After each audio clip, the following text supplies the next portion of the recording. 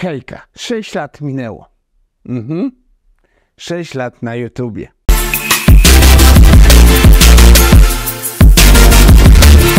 Tysiąc 1400 subskrypcji i co? I dalej działam? Dalej tworzę? No tak, a jakby inaczej. Pasja to pasja. Wiele wyrzeczeń, wiele poświęceń. Brzmi to tak górnolotnie. Chodzi tu o to, że po prostu, wiadomo, zajmując się jakąś pasją, jakimś hobby, i tak musimy być gotowi na wiele wyrzeczeń, poświęceń. Tak już jest. Więc musiałem jedne plany zrealizować, związane z YouTube'em, z tym wszystkim, z rozwijaniem sprzętu, etc., a inne jakieś tam typu czasy, wyjazdy odłożyć na inny czas. Czy żałuję? Nie, nie żałuję. Bo w 2019 pod koniec zakupiłem G80, którą nagrywam. Do tej pory filmy tworzę. To jest jedna sprawa. Później przyszedł czas w 2000 roku, że złożyłem swojego PC-ta, który tam dalej stoi. Podzieliłem ją na etapy, tą rozbudowę. Ci, którzy mnie oglądają dłuższy czas, to wiedzą. Najpierw kupiłem płytę, zasilacz, pamięci RAM, procesor. Karta graficzna Quadro, którą miałem, była na razie. Później karta graficzna doszła, obudowa, inne sprawy. I w ten sposób powstał ten komputer, który jest do dzisiaj. Tak, z kartą graficzną 2070 Super RTX-em od Palita. Pierwszym procesorem oczywiście był Ryzen 3 1200, kupiony za 200 zł.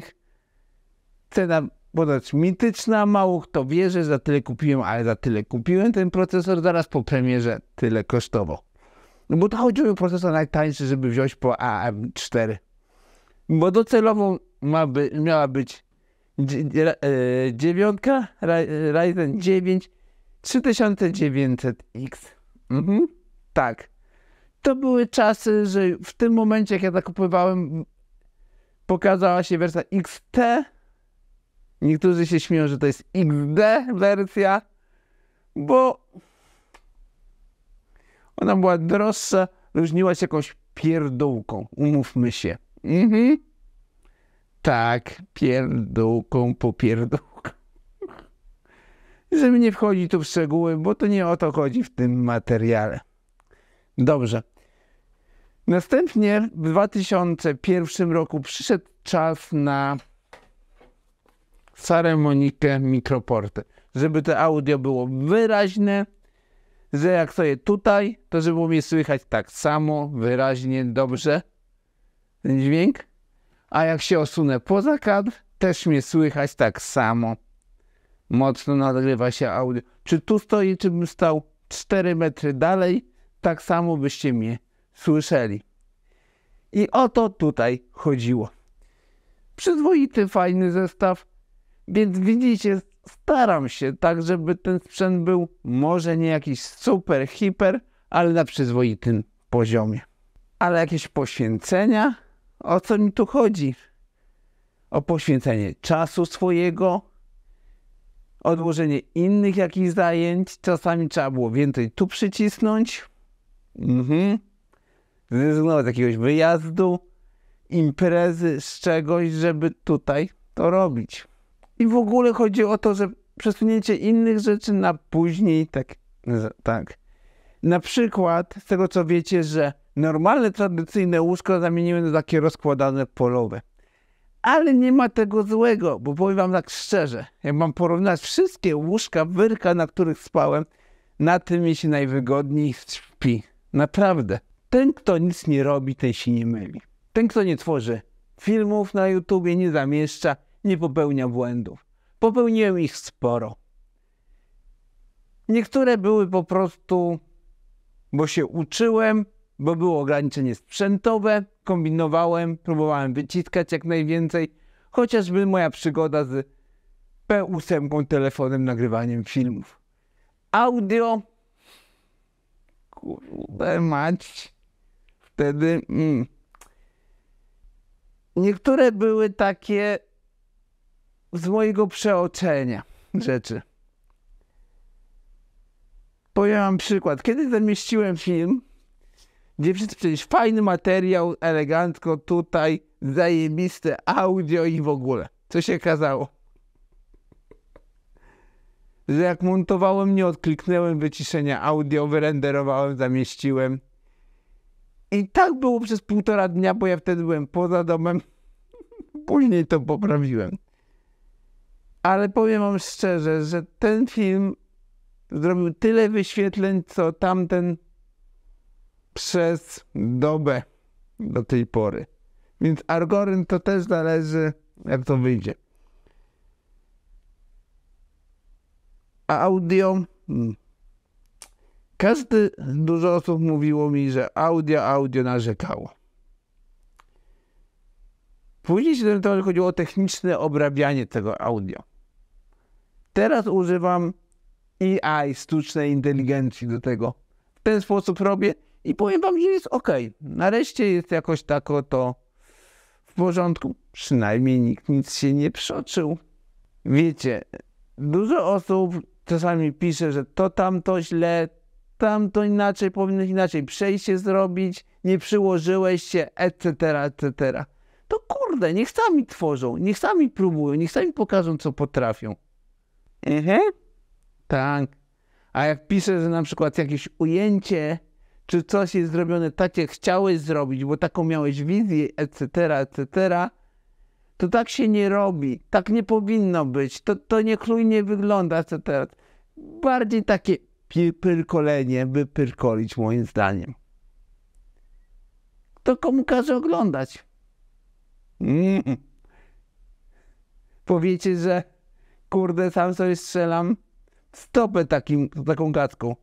Sorry. Ale wiecie, po prostu tworzę tak, jak uważam. Tak, jak potrafię. Tematy są, jakie są. Jest parę jakichś takich gdzieś tam pomysłów, które póki co nie jestem w stanie zrealizować, głównie z powodów. Po drugie, kanał ma wyświetlenie jakie ma, subskrypcje ma jakie ma. Ciężko cokolwiek gdzieś tam, jakąś współpracę zdobyć. Chociaż się to udało. Miałem jakieś tam monitorki, miałem Team Grupa produkty i to była bardzo fajna rzecz, miła sytuacja mnie spotkała, bo dostałem maila na czyjąś inicjatywę, to było, nic się nie starałem, dziękuję tej dobrej duszyczce, więc to było fajne, to było miłe. To te odcinki też jakoś tak się, chociaż mówią ktoś osób, że są ok, tak jak ja bym ich nie tworzył. Ach, ta łaska algorytmu. O nie! Jesteśmy zgubieni. 6 lat też popełniłem kilka głupotek na tym kanale. Pierwsza to było słynny, niektórzy wiedzą, o co chodzi, film z kakałem, który już jest usunięty. Chodziło o to, żeby sprawdzić pewną rzecz, że kiedyś było tak, że taka teoria, że tego typu filmy rakowo się roznoszą po internecie. Takie głupotki. Więc mówię, spróbuję, bo głupie się raz, zobaczymy, jak to pójdzie. I po jakimś czasie doszłem do wniosku, że nie ma sensu po prostu tego i wykasowałem. Okej, dobra. I co? I to był ostatni raz? Nie. Rok temu, w sierpniu, zrobiłem film, który chodził mi już kiedyś, tak mi wpadł do głowy i przez ponad rok czasu na nieodpowiednim momencie mi się to przypominało. Nawet przy jedzeniu. To było chyba najgorsze. Więc mówię, raz się żyje. I ten film jest do tej pory na kanale. Znacie koncepcję testowania różnych alternatyw, różnych innych zamienników, jak chodzi o pastę na procesorze.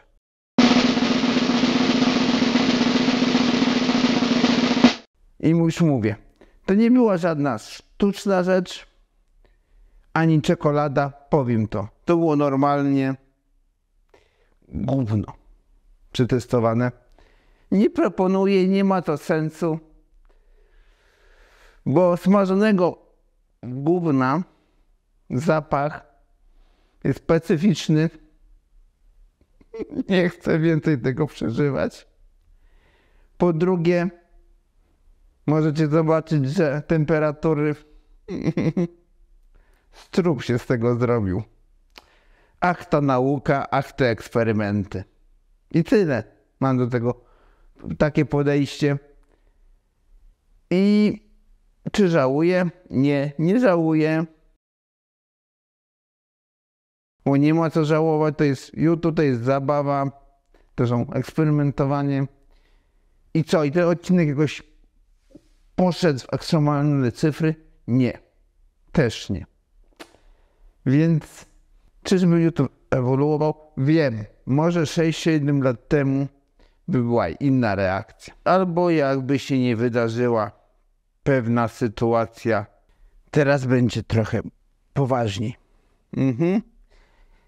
Bo chcę wam opowiedzieć o pewnej sytuacji, która miała na miejsce, pewna rzecz i chcę raz, a dobrze to już spuentować, żeby już ten temat, mam nadzieję, że nie będzie powracał, bo praktycznie zacząłem to już olewać, bo zauważyłem, że niektórzy po prostu jako dogrywkę.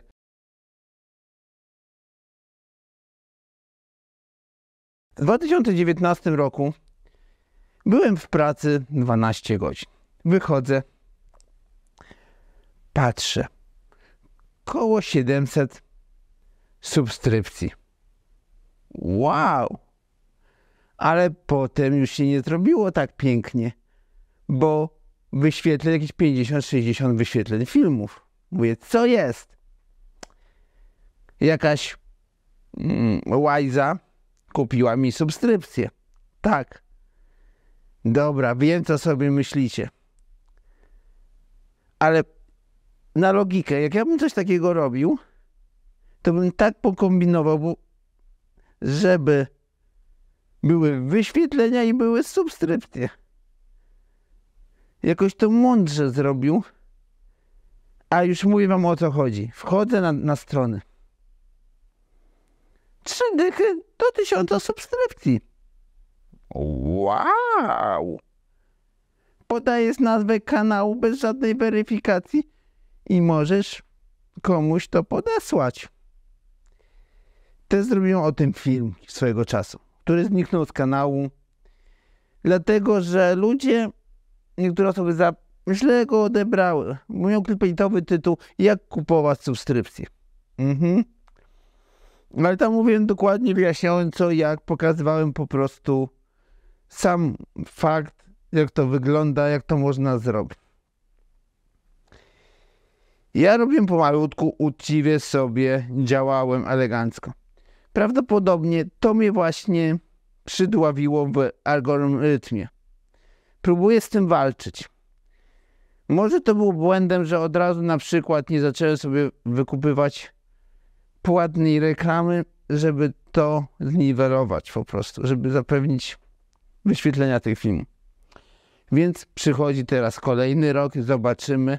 Będę chciał to zrobić, bo mam wrażenie po prostu, że tu właśnie sprawa jest w algorytmie, że to w ten sposób wygląda. Niektóre filmy, mam wrażenie, z samego tytułu, z samego tematyki powinny mieć dużo więcej wyświetleń. Filmy, które mi zrobił w tamtym roku po 1500 i prawie 2000 w niecałe 2 dni. Wow! Ja podejrzewam, że one przy normalnych warunkach by w kilka tysięcy poszły. To takie moje gdybanie. I zobaczcie, jak ktoś po prostu może sobie zażartować, zrobić. A wiadomo, że kupowanie subskrypcji komuś w prezencie, żeby zrobić radochę, to jest znane już od dłuższego czasu. Konop to przerabiał, inni wielcy to przerabiali. Tylko z tym, że oni mogą się skontaktować z supportem, bo mają już partnera i mogą tą im raz, dwa ogarnąć. No właśnie. I tu jest taka sprawa jeszcze, że ciężko mi nawet dobić tych 40 000 godzin.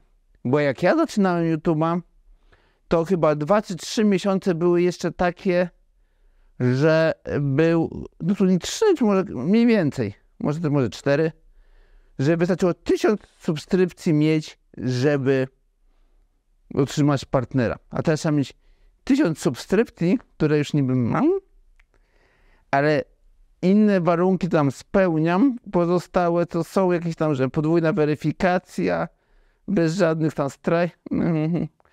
tylko do tych 40 000 godzin.